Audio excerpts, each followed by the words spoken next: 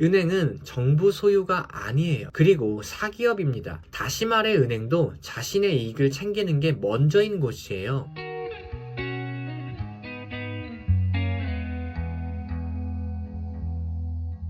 최근 기준금리 인상에 맞춰 주식과 비트코인 등 위험자산이 크게 하락을 했고, 그에 따라 많은 투자자들의 투자금이 현재 갈 곳을 잃은 상태입니다. 하지만 기준금리가 오르면서 예금금리도 함께 상승하고 있는 중이에요. 그로 인해 갈 곳을 잃은 엄청난 자금들이 최근 한 달 동안 예금으로 많이 이동된 상태입니다. 현재 한국은행은 계속해서 기준금리를 올리겠다고 시사하고 있는 중입니다. 그러면 예금금리는 더욱 상승할 수 있기 때문에 앞으로 예금에 더 많은 자금이 쏠릴 것으로 보여요. 예금하면 같이 떠오르는 게 적금인데, 현재 적금금리도 빠르게 인상 중이고 최대 7%의 적금까지 나왔다고 합니다. 그런데 가끔 이런 생각을 해보지는 않으셨나요? 왜 항상 적금금리가 예금금리보다 높은 걸까요? 저는 과거에 적금이 금리를 더 많이 주니까 예금은 보지도 않고 적금만 했습니다. 그리고 무엇보다 이 둘의 차이를 전혀 알지 못했어요. 저처럼 이 둘의 차이를 모르시는 분들이 생각보다 주위에 많더라고요. 적금금리가 높아 예금을 하지 않는 분들, 또 예금과 적금을 어떻게 활용해야 되는지 모르시는 분들이 많았습니다. 그래서 오늘은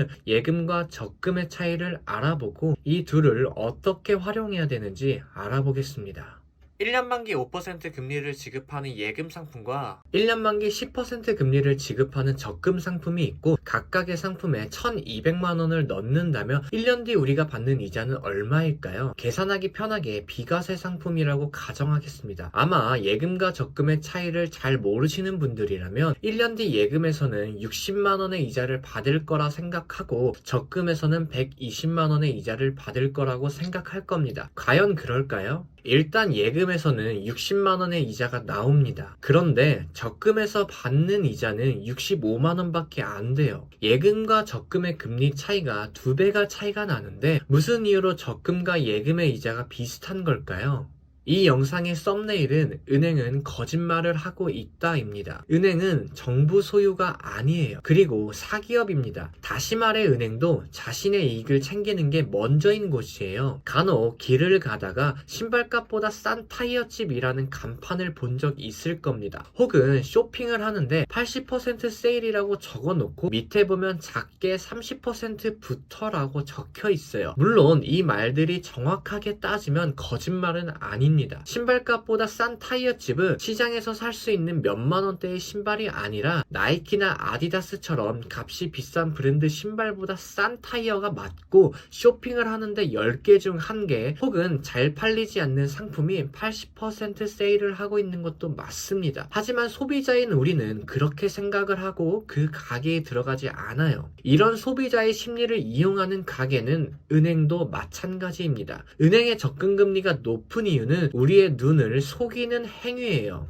앞서 살펴본 10% 이자를 주는 적금 상품도 실은 10% 이자를 지급합니다. 딱 한 달만요. 예금은 목돈이 묵혀있기 때문에 예치된 금액이라 해서 예금이라 부르는 것이고, 반대로 적금은 매달 돈을 적립하기 때문에 적립된 금액이라 해서 적금이라 부릅니다. 은행은 우리가 예치한 금액으로 다른 사람들에게 대출을 해주면서 돈을 버는 집단이에요. 이를 생각하고 은행의 입장에서 예금과 적금을 살펴보면 예금에 있는 돈은 은행이 아무런 탈 없이 1년 동안 사용할 수 있을 겁니다. 반대로 적금은 첫 달에 넣은 돈만 은행이 1년을 사용하지, 둘째 달과 셋째 달 등 그 뒤에 넣은 돈들은 11개월, 10개월 등 사용할 수 있는 기간이 점차 짧아집니다. 그렇게 되면 당연히 은행은 첫 달에 넣은 돈과 둘째 달, 셋째 달에 넣은 돈의 이자를 다르게 지급할 수밖에 없는 거예요. 그로 인해 적금의 이자는 우리가 생각한 이자보다 훨씬 적게 들어오는 겁니다. 다시 말해 앞서 예시를 통해 본 10% 적금 상품은 첫 달에만 10% 이자를 지급하는 것이고, 둘째 달과 셋째 달에는 개월수에 맞춰 그 이자가 점차 줄어들게 됩니다.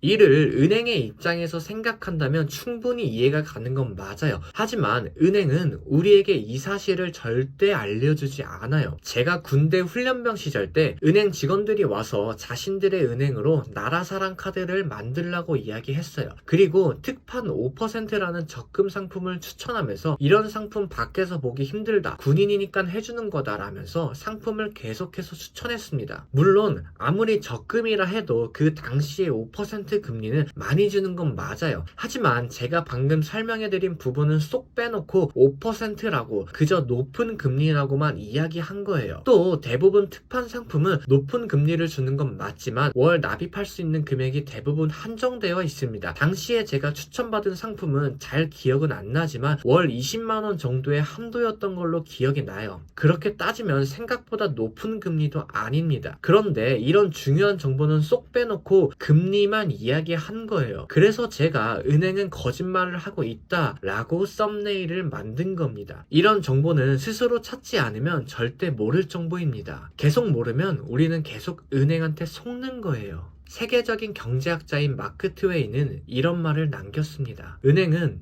맑은 날에는 우산을 빌려줬다가 비가 오면 우산을 걷는다. 그럼 이제 우리는 적금을 하게 될 시 얼마큼의 이자를 받을 수 있는지 알아야 돼요. 가장 쉬운 방법은 네이버 적금 계산기를 활용하면 아주 쉽게 확인할 수 있고, 만약 인터넷을 활용하지 못하는 상황이라면 적금 금리의 반 정도가 대략 자신이 받을 이자라고 생각하면 돼요. 그래도 저는 유튜버니까 제대로 된 공식을 알려드려야겠죠?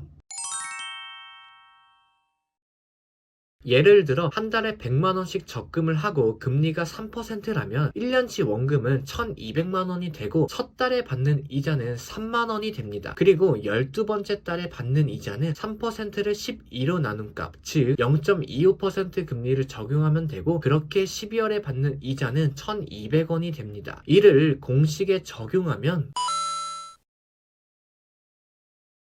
3% 적금 상품에 100만원씩 적금을 했을 시 1년 뒤 받는 원금과 이자는 1219만 5천원이 됩니다. 여기서 정확하게는 세금까지 빼줘야 되겠죠. 세금은 15.4%니까 세금까지 빼주면 자신이 받는 원금과 이자를 알 수 있습니다. 오늘은 예금과 적금에 대해 알아봤어요. 예금은 쉽지만 생각보다 적금이 복잡할 수 있습니다. 그러나 은행을 올바르게 이용하려면 이 둘의 차이는 꼭 알고 있어야 돼요. 제가 생각하는 예금은 돈을 불리기 위함 혹은 안전하게 돈을 묵혀두기 위한 상품이고, 적금은 돈을 모으기 위한 상품인 것 같습니다. 예금을 이용한다면 목돈을 넣어두고 적금을 이용한다면 다달이 돈을 모을 계획으로 사용하면 될 것 같아요. 그리고 반드시 적금 금리가 높다고 거기에 속으면 안 됩니다. 재테크는 현명하게 해야 되는 기술이기 때문에 오늘 제가 알려드린 내용으로 적금과 예금을 현명하게 이용해 앞으로 성공적인 재테크가 되길 진심으로 바라겠습니다. 감사합니다.